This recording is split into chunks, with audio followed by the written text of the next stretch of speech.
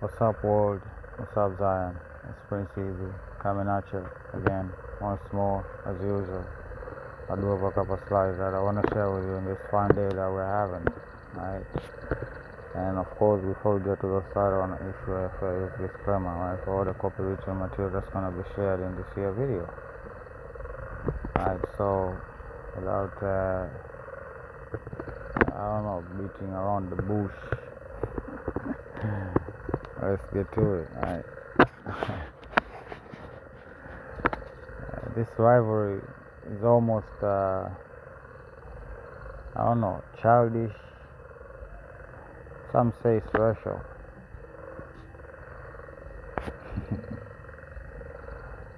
Michael and Lucifer. What's the movie?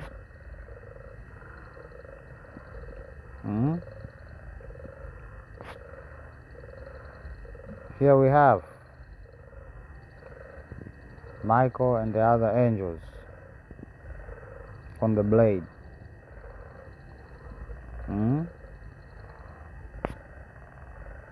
Again, if you know, you know. Some people caught on that when Patrick has power, he turns evil.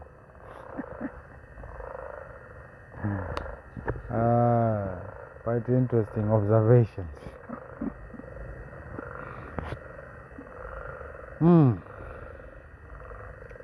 Well, this contraption here, as you can see, the participating parties.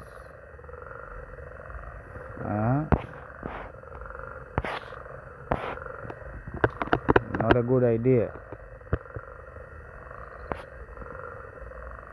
And this is from the book of Eli, right? Now, to give it context, this story begins basically after a world war occurs, and of course bombs are everywhere, and it's so bad that people are eating people. Okay, so you can imagine the devastation.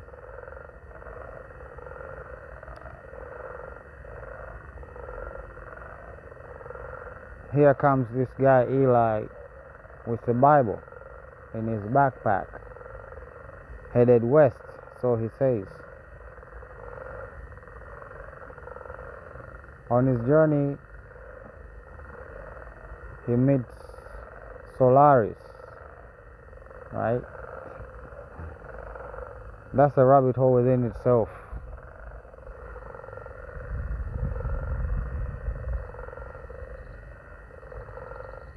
And basically, that's the movie. And one part of the movie shows this shot here,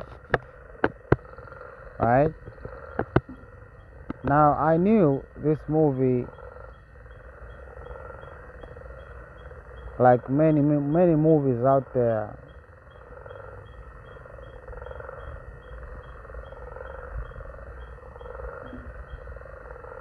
are about Michael. So, what do we have there? 14:6, right? So we have context, which is the end, and 14:6, that would mean Revelation 14:6, and this was the break I needed to finally piece it together. Right, I wanted to do a whole thing about this movie, like an episode about it, and the encoded messages that are in there, But I didn't get around to it, right? I didn't have time to extract enough information, but I think this does it, right? Because if we go to Revelations, what do we have?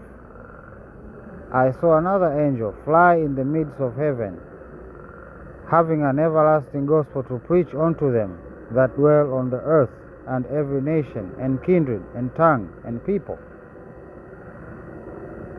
What?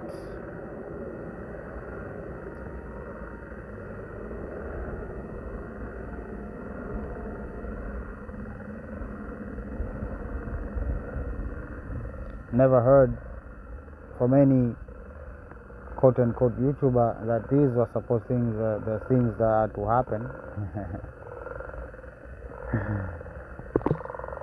But they do this. Mockery. Right? Hollywood is... they're deciphering the Bible like it's nobody's business. Right? And they put it in front of your face, so as you can see.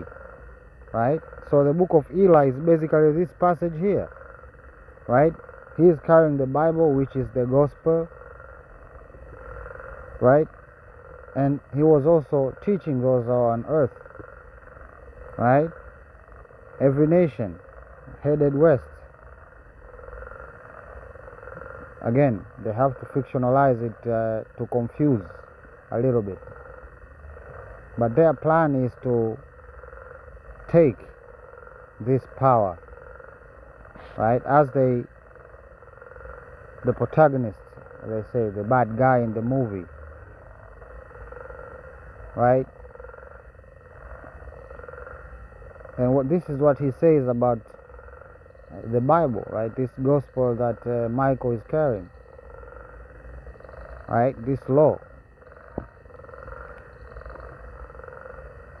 He says it's a weapon aimed right at the hearts and minds of weak and desperate. Of the weak and desperate. It will give us control of them, right? This is what is actively happening as we speak, right? But I am shook to see and to hear, right, people who are awake to their identity and who they are, talking about we are waiting for UFOs.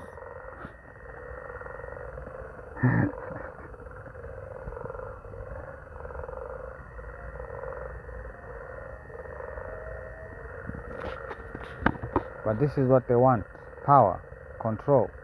And they put it in movies, they put it right in front of your face.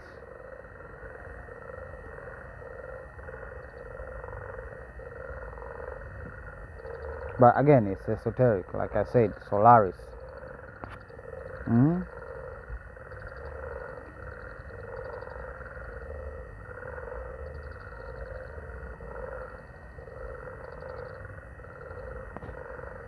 So, that was the judgment.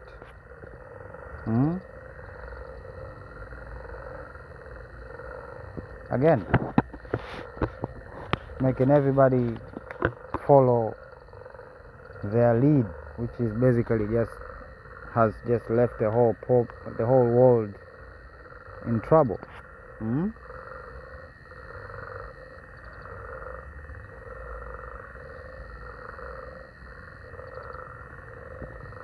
And this is for those Israelites back there in Babylon, right? There's already a narrative being painted pertaining to this Chad the Builder character. They're already saying, hey, they're persecuting white Christian males. We need to show up and show out. Again, just like in the prior slide, right? This guy, the bad guy, does not see as the gospel as a way to liberate, but rather as a control mechanism, right? And the movie says it in a way that, again, those who see but cannot understand, those who hear but cannot apprehend, right? Hence the Bible for the blind, right? It's in the movie, right? They do it over and over. It's an old movie. And especially this part here. They shall put you out of the synagogues here. Time cometh that whosoever killeth you will think that he doth God service. This is the persecution, but again, they have this tendency of embodying other people's struggle. Just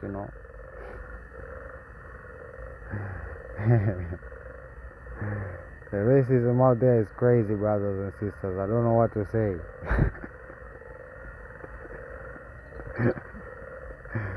It is crazy. It is crazy. Right? And this so-called Christian nationalist thing, yeah.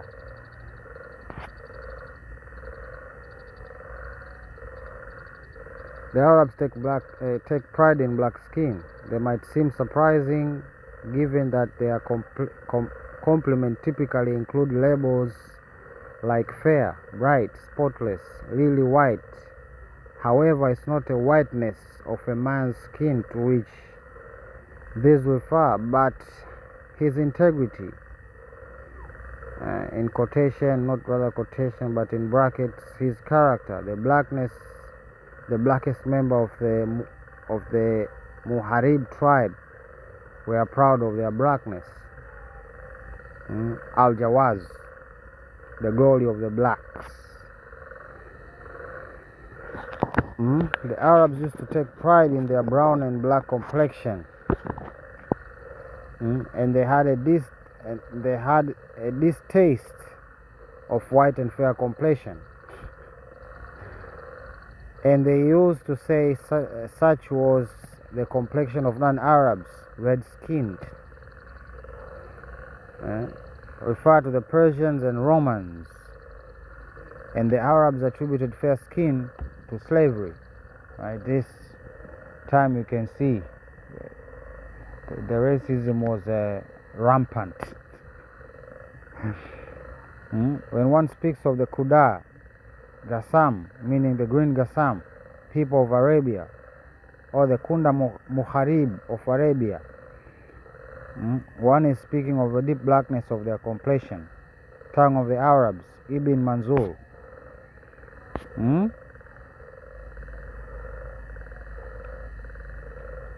Meaning green Qasim, right? Hence the pharaohs being depicted with that color, right? Sometimes we even come in blue. How black we are.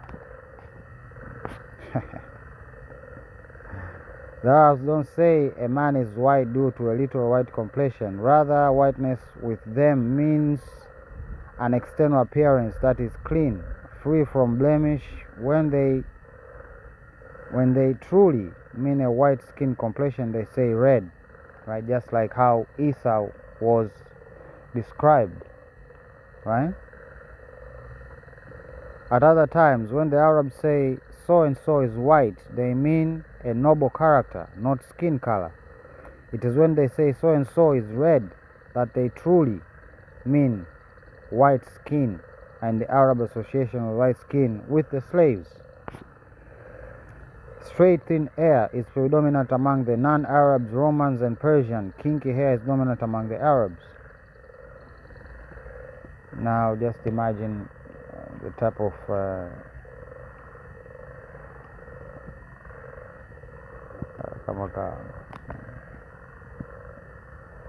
work that went into rewriting history for convenience sake, I am the green one. For green, jet black is the true color of the House of Arabia. Al-Fadil ibn Abbas. The people of the village of Egypt, from which came Hagar, the mother of Ishmael, and as such the mother of the Arab nation, was inhabited by jet black-skinned people with kinky hair. Life of the Prophet, Ibn Hasham. You, that name, insulted the family of the Prophet because of their blackness. Meanwhile, They are still deep black, pure-blooded Arabs. However, you are white. The Romans have embellished your faces with their color. The color of the family of Mashim was no bodily defect. Right? Again, propaganda, selling it, selling the blackness as I don't know, a disadvantage of some kind, you know. But again, these are just quotations, right, that I just captured from a video that a brother did. I'll try to find the link and put it in the description. Okay? The Yemen general, Abada ibn Samit, was black in color. When he got onto the ship to speak with the governor and approached him, the governor dreaded his blackness. "Remove this black one from my presence and bring someone else to speak with me," said the governor. Where is this extracted from? The history of the conquest of Egypt, North Africa, and Spain. Right? Ibn Ada al-Hakam. They answered together, right, in response to what he said, this governor. They answered together. He's the best of us. He's the most learned and the wisest. He's our elder. He's our leader. We all obey what he says. That's history. The governor said to Abada, "Advance, black man, and speak gently to me, for I dread your blackness." Ubada advanced and said, "I have heard your speech. Among those I command are 1,000 men, every one of them blacker than I, and yet more hideous to look at. If you saw them, you would dread them even excessively." My guy was trolling. Right? This is southern Syria. Right? So what you see over there in the so-called Middle East, right? People from the Horn of Africa, Ethiopia, blah, blah, blah, all of that region, one family. Right? One family. Right? Like I showed you in the other slide, their hair, kinky. Right? It's a characteristic of a specific tribe that existed within Africa. Right? So the Europeans came, left their seed, right? The Turk came, the Iraqis came, the Iranians came. All of it biblical. Right? So of course, this is just further proof. Right? This is further proof of what actually really conspired, because it is a conspiracy, brothers and sisters. It is a conspiracy. Right? That they intentionally did this. Right? Changing the face of the Messiah and turning him white to their convenience.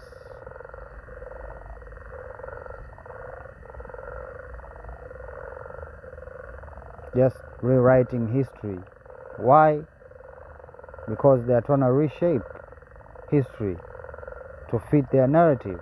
And this is what they are doing this. Right? So this phenomenon of Blackio is not exclusive to South America.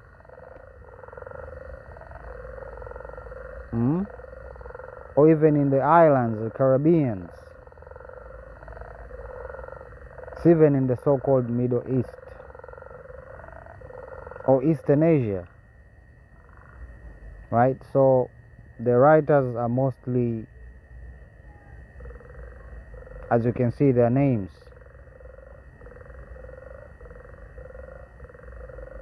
and what they describe and what was happening during those times.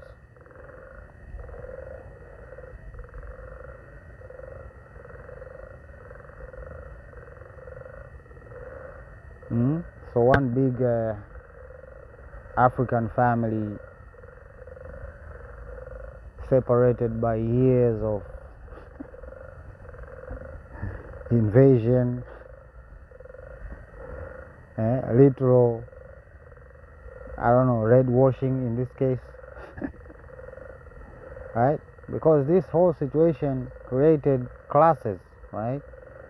This is what even happened in Haiti, right? They came in and they supported their offspring to go against those who were not mixed with them. And that was not enough.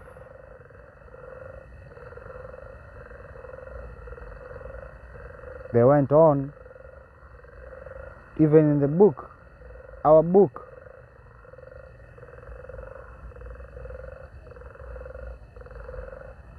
So there is no separation between what the Muslims and the Christians believe, right? All of them are victims. Their belief was one at one point. But these empires, right? Christian empires and Muslim empires were just invading each other back and forth. If they are not invading each other, then they were invading themselves. And this was the reality during that time.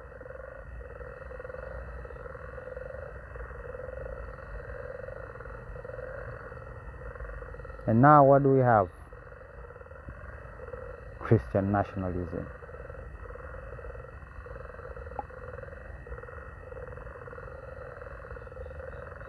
Where is that going to lead? Well, we shall find out. Right? As long as people don't fall for the rules.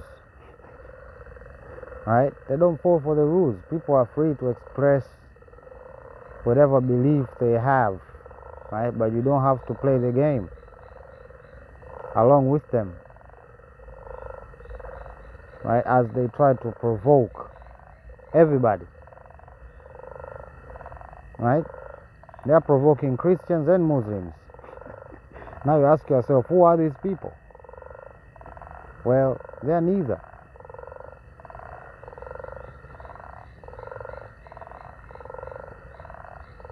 They are neither. And they want to basically just power. It's crazy, but that's what it is. It's like that little creature in the Lord of the Rings, right? When he sees precious.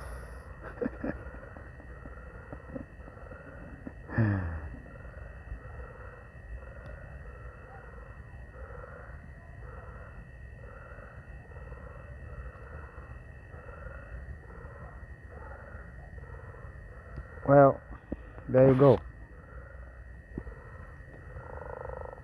Just to make a point, yesterday we talked about how these colonial powers took power, right?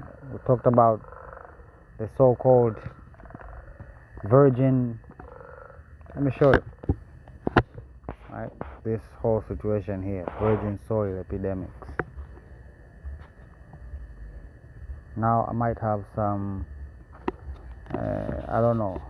critics.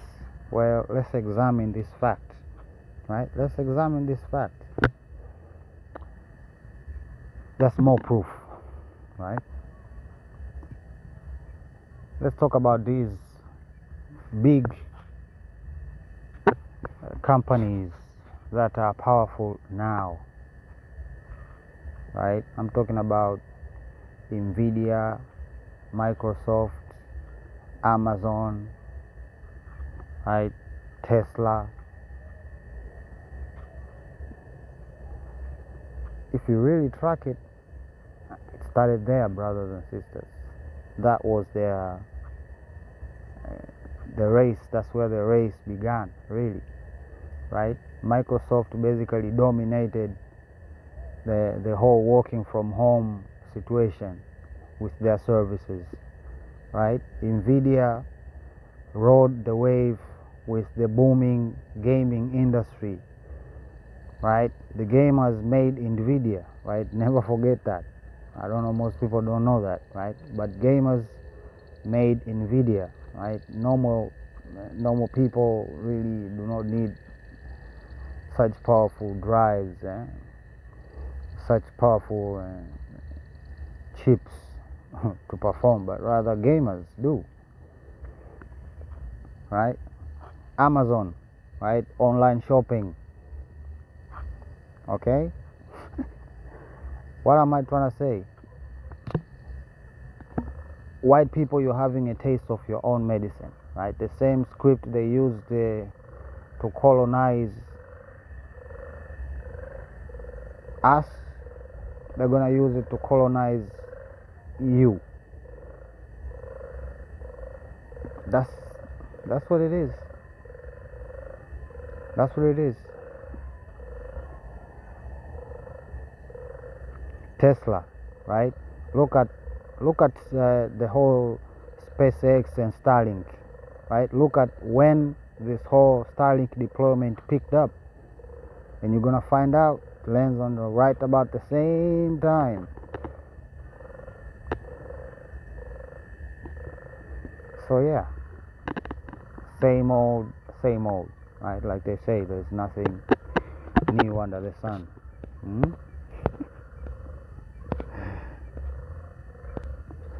So yeah, they know it, and I think you should know it. Angels and demons. And the only angel that is allowed to operate in this material realm is Michael. The others are there, but they're not operating in the physical. What is my purpose? Yeah, what I'm doing right now.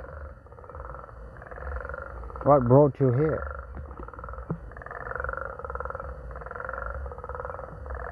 So, yeah, stay sharp. Stay really sharp. Okay? So, yeah, I'm gonna put a pin on it right there. And of course, I didn't cover any update pertaining to what happened today because I haven't really been online. So, anyway, we shall catch up when we catch up. Prince Easy signing out. Love you. Bye.